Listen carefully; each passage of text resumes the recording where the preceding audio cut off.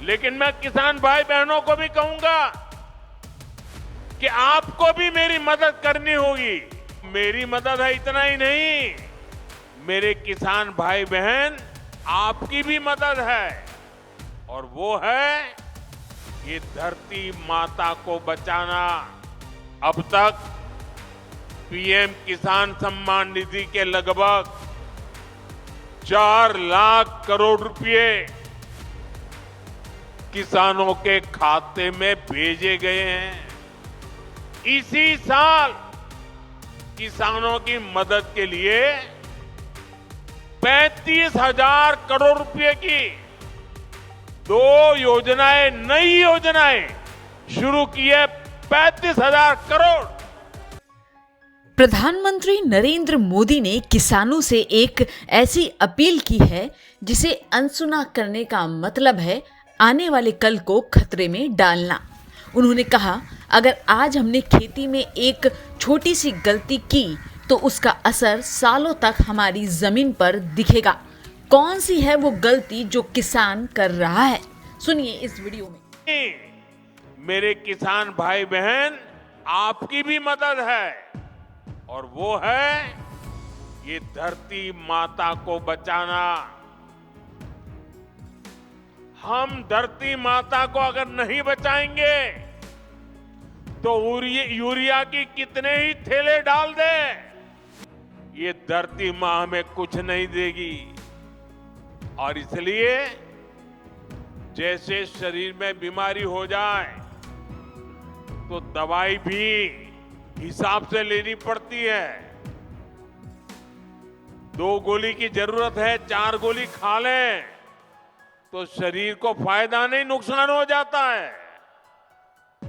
वैसा ही ये धरती मां को भी अगर हम जरूरत से ज्यादा, पड़ोस वाला ज्यादा बोरी डालता है इसलिए मैं भी बोरी डाल दूं, इस प्रकार से अगर करते रहेंगे तो ये धरती मां हमसे रूठ जाएगी। यूरिया खिला खिला करके हमें धरती माता को मारने का कोई हक नहीं है। ये हमारी मां है, हमें उस मां को भी बचाना है। विकसित भारत के निर्माण में देश के किसानों की, यहां के अन्नदाताओं की बहुत बड़ी भूमिका है। इसलिए हमारी सरकार किसानों के हितों को सर्वोपरि रखते हुए दिन रात काम कर रही है। यहां आप सभी को किसान हितैषी योजनाओं का लाभ दिया जा रहा है। कृषि कल्याण की योजनाओं के बीच ये भी जरूरी है कि हमारे किसानों को खाद की निरंतर सप्लाई मिलती रहे। आने वाले समय में ये यूरिया कारखाना ये सुनिश्चित करेगा। इस फर्टिलाइजर प्रोजेक्ट पर करीब 11,000 करोड़ रुपए खर्च किए जाएंगे। यहां हर साल 12 लाख मैट्रिक टन से ज्यादा खाद बनेगी। जब उत्पादन यही होगा तो सप्लाई तेज होगी, लॉजिस्टिक का खर्चा घटेगा। साथियों, नाम रूप की ये यूनिट रोजगार, स्वरोजगार के हजारों नए अवसर भी बनाएगी। प्लांट के शुरू होते ही अनेकों लोगों को यहीं पर स्थायी नौकरी भी मिलेगी। इसके अलावा जो काम प्लांट के साथ जुड़ा होता है, मरम्मत हो, सप्लाई हो, कंस्ट्रक्शन का बहुत बड़ी मात्रा में काम होगा, यानी अनेक काम होते हैं।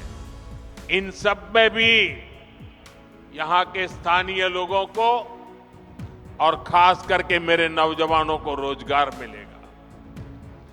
लेकिन भाइयों बहनों, आप सोचिए, किसानों के कल्याण के लिए काम बीजेपी सरकार आने के बाद ही क्यों हो रहा है?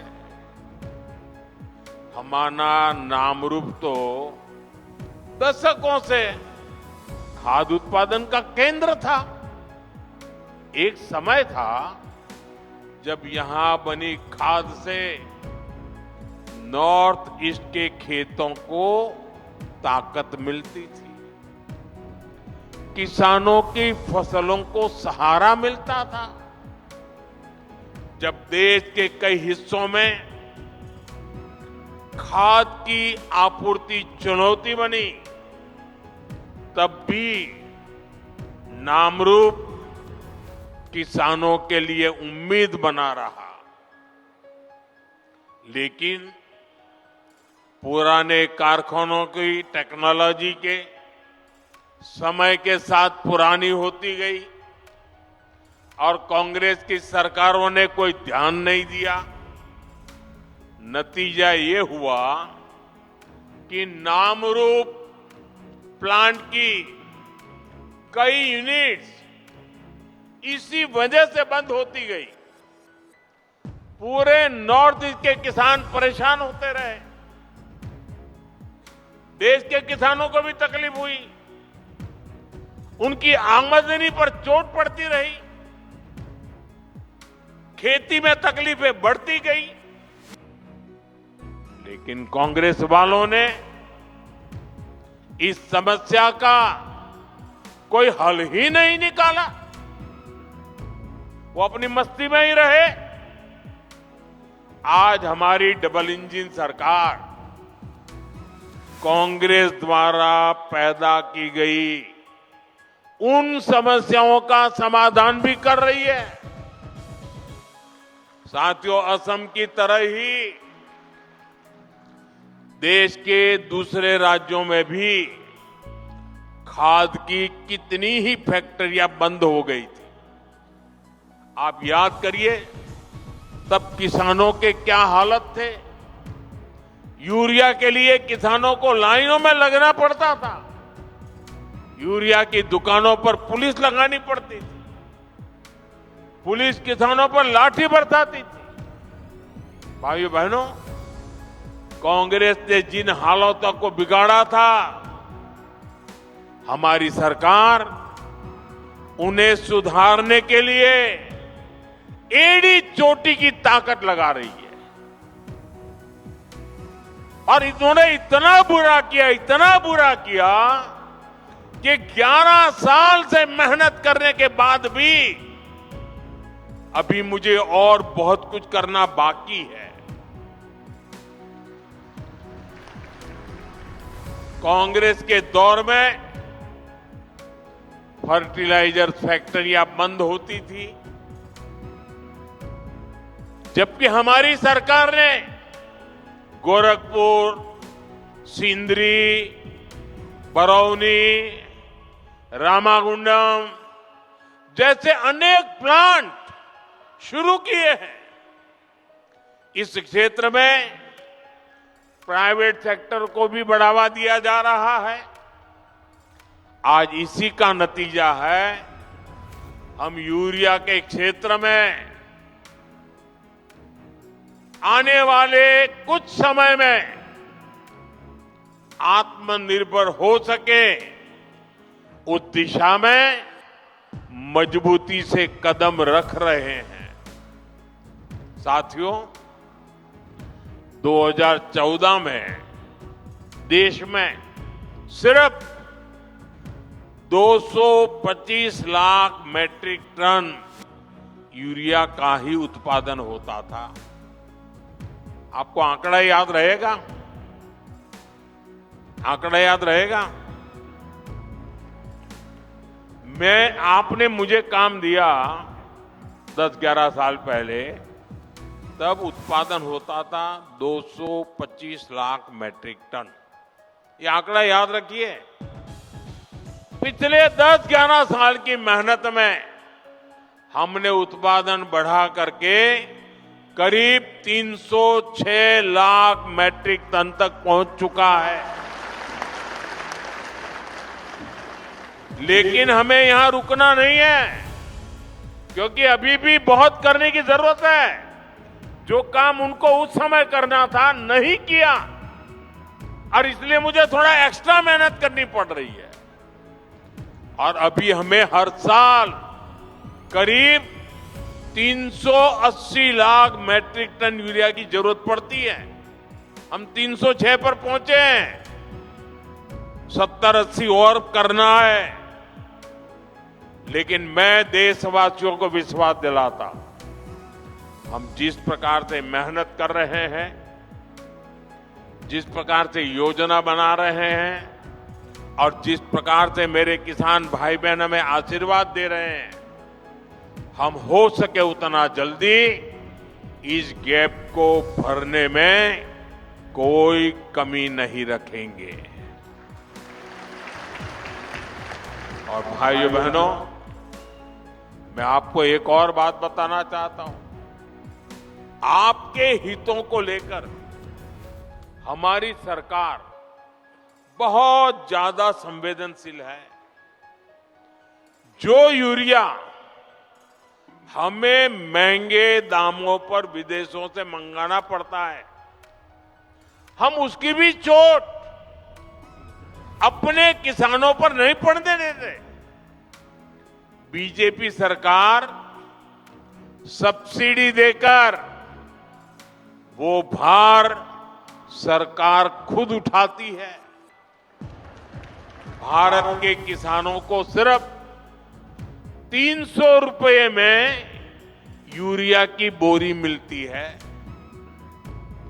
उस एक बोरी के बदले भारत सरकार को दूसरे देशों को, जहां से हम बोरी लाते हैं, करीब करीब 3,000 रुपया देना पड़ता है। अब आप सोचिए, हम लाते हैं 3,000 में और देते हैं 300 में। ये सारा बोझ देश के किसानों पर हम नहीं पड़ने देते। ये सारा बोझ सरकार खुद भरती है, ताकि मेरे देश के किसान भाई बहनों पर बोझ ना आए। लेकिन मैं किसान भाई बहनों को भी कहूंगा कि आपको भी मेरी मदद करनी होगी। और वो मेरी मदद है इतना ही नहीं, मेरे किसान भाई बहन आपकी भी मदद है। और वो है ये धरती माता को बचाना।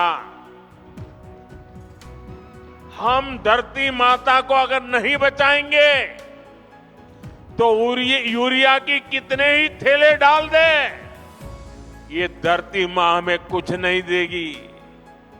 और इसलिए जैसे शरीर में बीमारी हो जाए तो दवाई भी हिसाब से लेनी पड़ती है। 2 गोली की जरूरत है, 4 गोली खा लें तो शरीर को फायदा नहीं, नुकसान हो जाता है।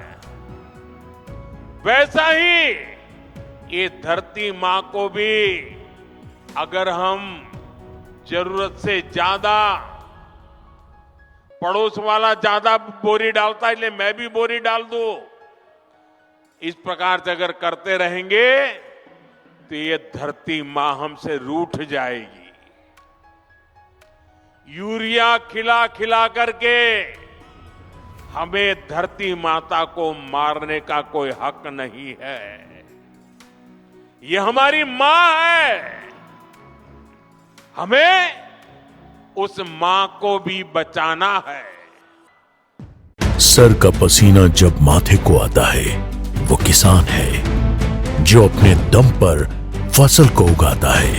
आन है, बान है, शान है, किसान है।